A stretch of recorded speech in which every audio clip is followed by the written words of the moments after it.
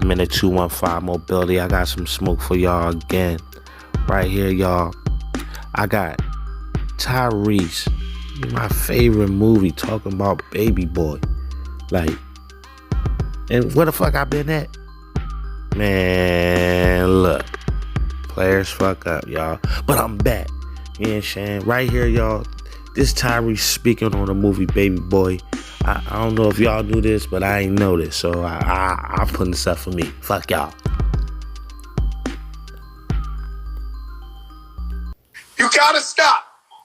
Jody was written for Tupac Shakur originally? Jody was written for Tupac.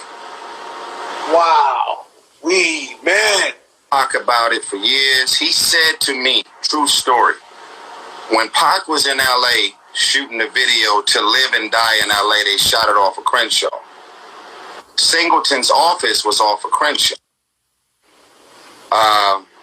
He walked up to Pac in the middle of the video shoot and said, I wrote a movie for you. Pac was raised by his mom. Rest in peace, Miss Afeni Shakur. And he said, I got the perfect movie to tell you a story. He wrote the movie for Tupac. Wow. And probably 5 to 6 months later, whatever the timeline was, rest in peace to the God, John was so traumatized and devastated about losing Pac.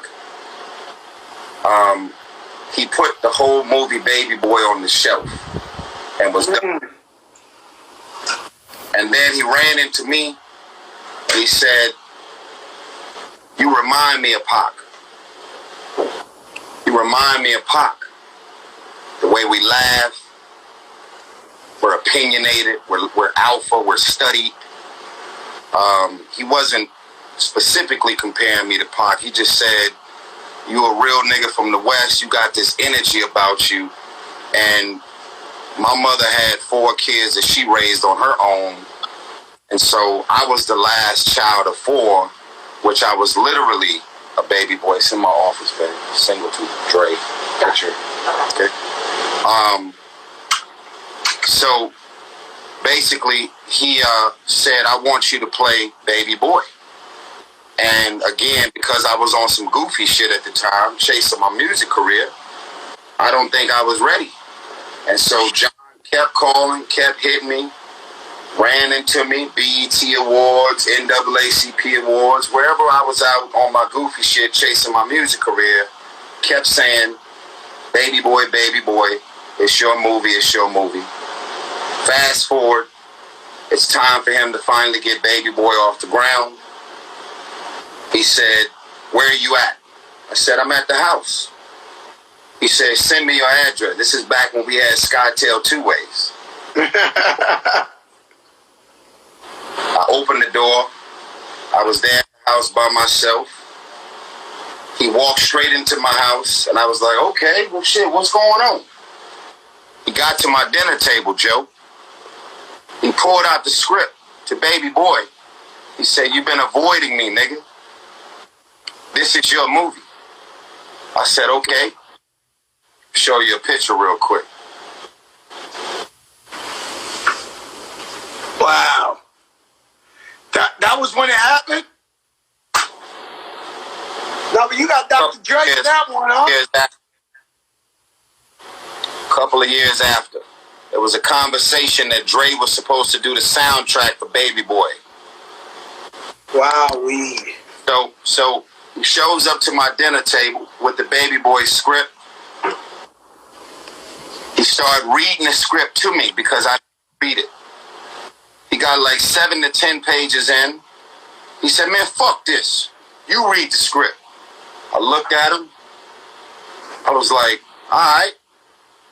So he sat there with his thick glasses on, looking down at his SkyTel 2-way, and he made me read the script cover to cover at my dinner table. And even after I read it, he left the crib. We had like a 2-hour conversation about the movie. I told him, it's crazy. I really feel like I'm reading my life right now. And he said, that's what I'm telling you, nigga. I keep telling you, this is your movie. So fast forward 4 months later, Kim Harden, the casting agent at the time, shout out to her. They said, "You're baby boy. You got the role." And then I ended up watching the movie, The Hurricane. They offered me the role, but I still never said yes to Jody. I watched the movie The Hurricane with Denzel Washington, where he played Reuben Hurricane Carter. I watched that movie. After I watched that movie, I knew it was time for me to become an actor. So shout out to Denzel Washington. He's the reason I'm at 9 billion box office receipts. His performance in that movie spoke to me and made me do something that I never wanted to do before I seen that movie.